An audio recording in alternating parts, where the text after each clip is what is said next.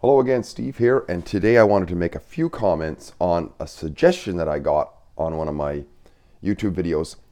I wanted to make a couple of comments on a video called What Happened to Ireland? Emichaeljones and Johnwaters. Yeah, Johnwaters. Thank you, the one who suggested this. And I wanted to have a look at it. I didn't look at the whole thing because it's quite long. It's well over an hour. I don't have the time. I'm actually, maybe you can hear it, I'm quite sick right now. So I did listen to about half of it. And then what I did is I fast forwarded to the end, and I didn't see any inconsistency throughout. So unless I missed something in the last third, say, then maybe point that out to me. I wanted to make a couple of points here. But I wanted to preface this video with those of you who like what I'm doing, not necessarily in terms of the video quality, because I know my video quality has always been substandard for sure. But if you like the content of what I'm putting out here, share this out to your networks. And here's why. In spite of the censoring and all that going, or including in that, added to that, my YouTube channel, it's almost like I designed it that you couldn't find it, even though that's not true. I've had a YouTube channel since 2010. I've got well in excess of 1,000 videos on it. And I've got 66,000 views in total. Okay? One of the reasons is because if you do a search for Coffee Chat, you will not find this channel. Almost certainly. You might find it by chance. Even I, as the owner of it, I can do a search on YouTube and I do not find Coffee Chat. How could that be, you ask? That's the name of the channel, isn't it? Well, no, not really. It's Coffee Chat is a clone of its original name, which was Flat Belly Steve. I used to do a weight loss program and it was called Flat Belly Feeling. That's how the YouTube channel started.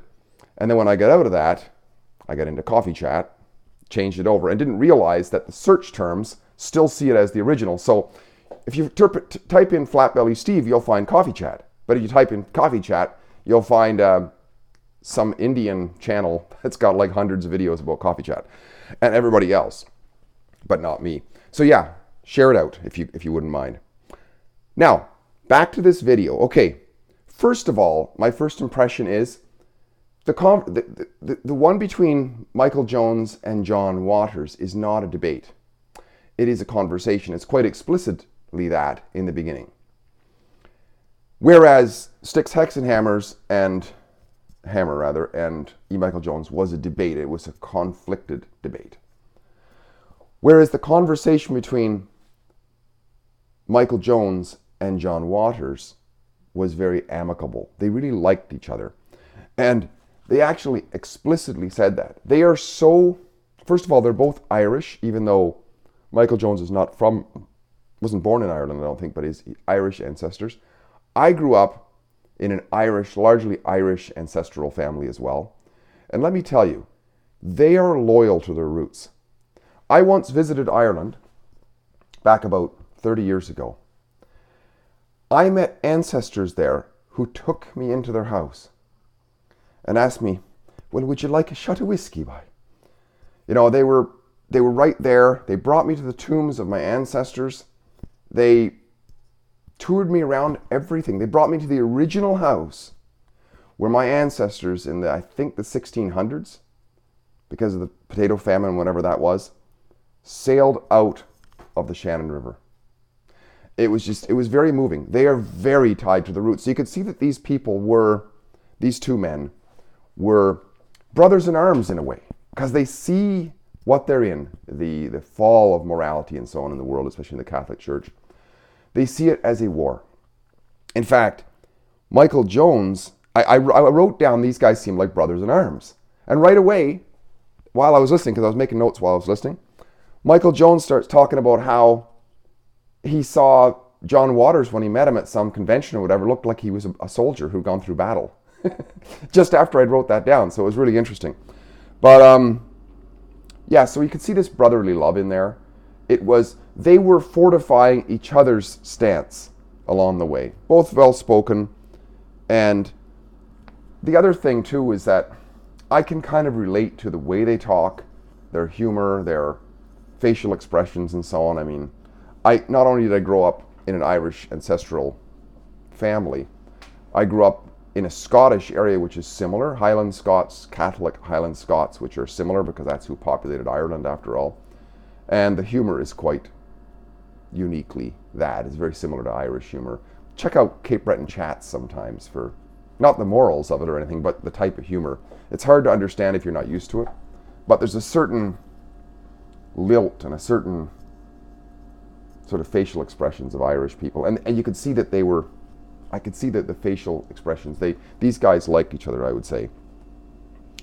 The other thing that this was, like I say, it was a fortification of the knowledge base of these two men. I mean, I would say that Emichaeljones, and I had mentioned it before, I really admire the guy's, especially he's a historian. He's certainly almost a theological historian of the Catholic Church, and almost second to none, right? So in talking to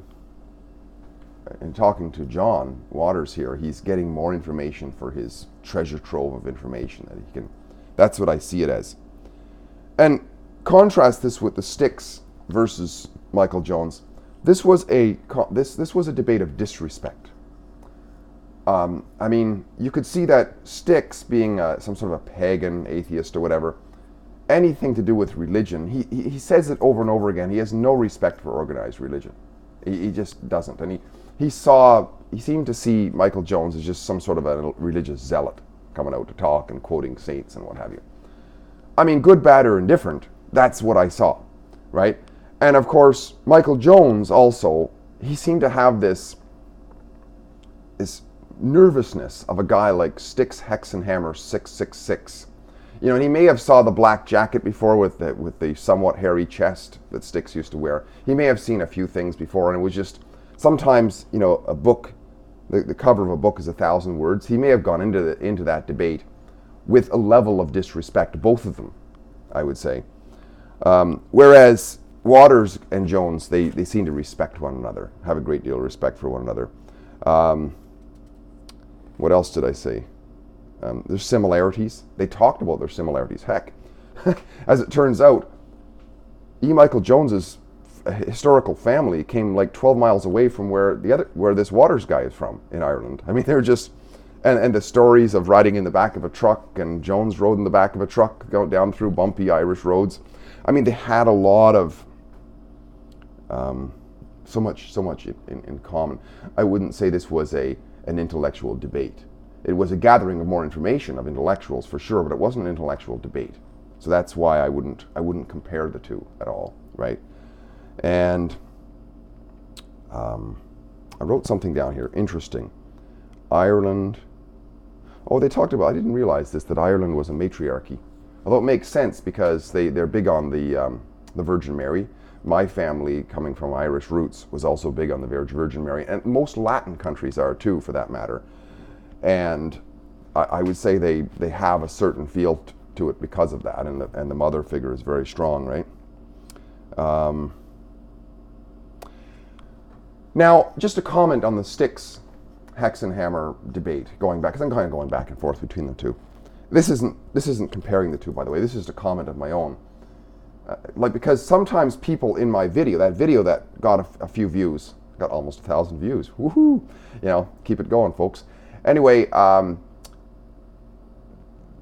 in that video, I did say that Styx won the debate on the criteria, especially that he remained more emotionally controlled, especially at the end, and he actually it looked very sincere that he thanked Emichaeljones for coming on and having the debate and so on.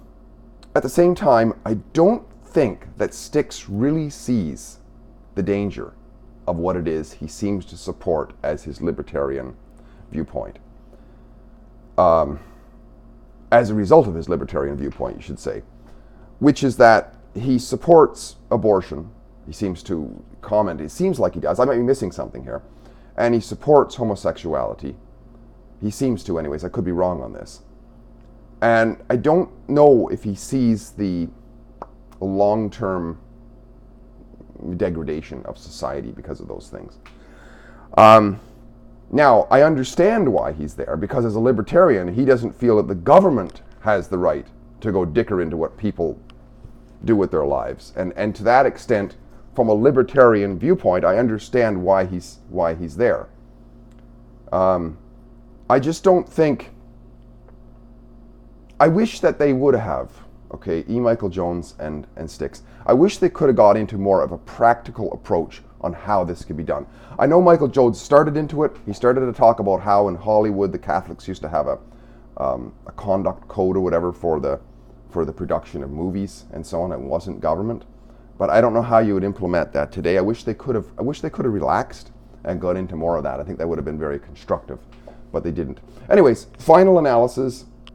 This is not the same sort of. This is a conversation. This one here between Jones and Waters, whereas and it was very amicable, whereas the one between Styx and Jones was it was like a fight. It was a debate. It was adversarial, and there was disrespect in there. I would say it seemed like it. So yeah, that's my comment. If you like what I'm doing, please like, subscribe, and share it out to as many people as you can. Because once again, try to find Coffee Chat on YouTube. You will not, probably. And of course, everywhere else I am on the internet, it's a different name. You can go to BitChute, it's innergenie.com, not Coffee Chat. Why would I do that? Well, maybe I need a lesson in marketing, I suppose, or branding. Talk again soon. Bye for now.